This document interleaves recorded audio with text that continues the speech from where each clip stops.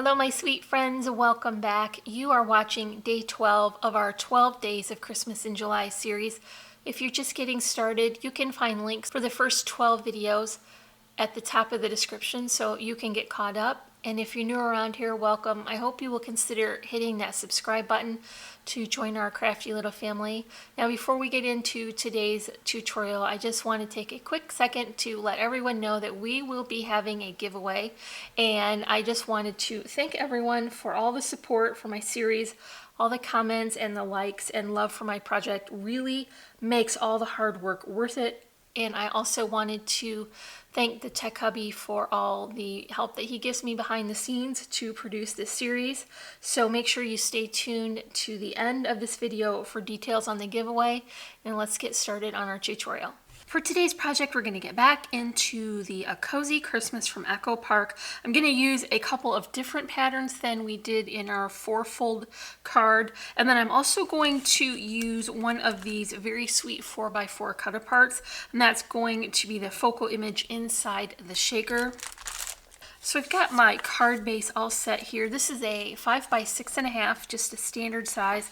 And I finished the inside already with the coordinating pattern paper. And I can come back in later and add a portion for a sentiment to be added.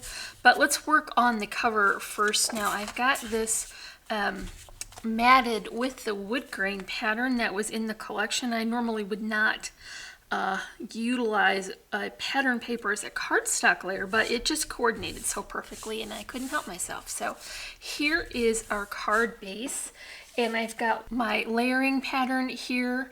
That's just a beautiful burgundy color, and that is going right in the middle. I'm going to top that off with this petite floral with the darker background.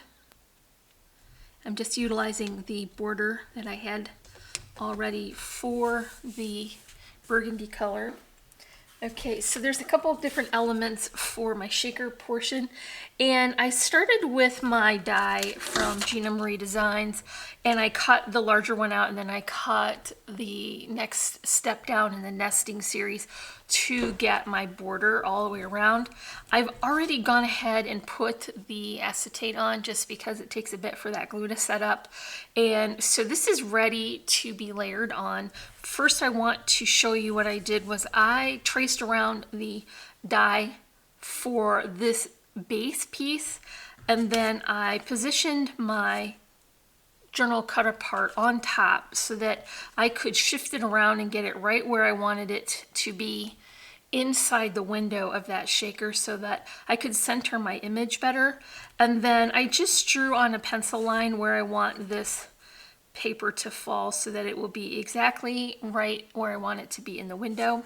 I'll just line that up here with my pencil lines, and I'll work on this top portion next. So I've got to put on my foam spacer, and this is just one that I picked up from Amazon. I'm going to only put one layer on because it's quite chunky and I'm not going to add too many sequins, so this will be perfect. You do want to have a pair of these non-stick scissors. They're going to get right through the adhesive on these layers and not get all gummed up with the sticky stuff, and your scissors won't work properly. So I'm just trying to make sure to keep the adhesive not super close to the window so it won't be obvious when you look into the card. And I just want to clip that off as close to the edge as I can because I do want it to have a good amount of support. And then when I come in with my next row, I'm getting that super close because I don't want any of the sequins to come out. And I'll just go ahead and do that all the way around. Before you pull any of the backing off of that adhesive, you're going to have to cover the inside of that adhesive with a little bit of your anti-static powder tool, and this is an example of what not to do. I usually brush the top of my sequins with it, so if there's any Tombow that seeps up through, it won't be tacky. And this brush end is seen better days for sure, but it will still work well for this project. And so what I want to do is just remove any of the tackiness from the side of that tape so my sequins don't stick to that and they can move around freely. Remember, I'm not going to put so many in that they're going to get jammed up. I just want some to have a interactive element on the inside. Now, some people have a ninja skill of being able to assemble their shakers upside down. I don't have that particular skill set, and it just makes a big old mess for me. So I'm just going to put my sequins on this image, and then I'll flip it over and add the top on so that I can capture all those sequins in between the layers. Just got these kind of marshmallowy colored ones. They're my favorite. I'm going to add some, but not too much. It's going to flatten them out a little bit so they don't get all jammed up in one area. So now the thing to do is pull your backing off of your adhesive. This is day 12, so it doesn't matter if I mess up my manicure with this tape. Okay, so now I'm going to pull it a little bit closer to me so I can see over the top a little better. I think maybe it will be easier for me to line up the pointy ends rather than the flat end on top.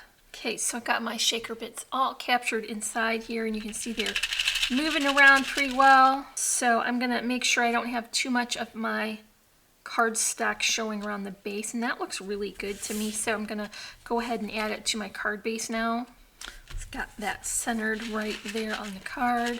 Okay, so here is my flower arrangement, and I don't have my typical bottom of the card curve arrangement. I want to add this to the top. So a lot of it is going to be kind of straight across, and then it will droop down over the sides. And I want to add some little charms before I attach that. So here are some sweet little houses because there is a house in my picture here. So let's put this and capture those tails. I'll just go ahead and cover that cut and my flowers. Okay friends, so that is the 12th and final project for our 12 Days of Christmas in July series. As I mentioned in the intro, we are having a giveaway. We will be giving one lucky winner a $25 gift card to Amazon, and all you have to do to enter your name for a chance to win is answer the question of the day. Let me know in the comments what has been your favorite tutorial from this series. So to be eligible to win, you do need to be a subscriber to my channel, and you'll have to comment on all of the videos in this series. You'll also need to be a resident of the continental United States. Just to make it fair, please enter only one time per person. So this video will be going out on the 23rd. That's a Friday. I'm just filming a little ahead because we have scored an elusive campground site, and so we are not going to be home on Friday when this goes live, but you will be able to enter the contest then as soon as this video is live on YouTube. So you'll have until Monday the 26th to enter, and I will have a special drawing video and find our winner on the 28th. So make sure you come back for that. Now, you can find links to all our social media sites as well as the product I use in the description below. If you're not already, remember to subscribe. And as always, I'm wishing you a happy and productive day, and I thank you so much for watching. Bye.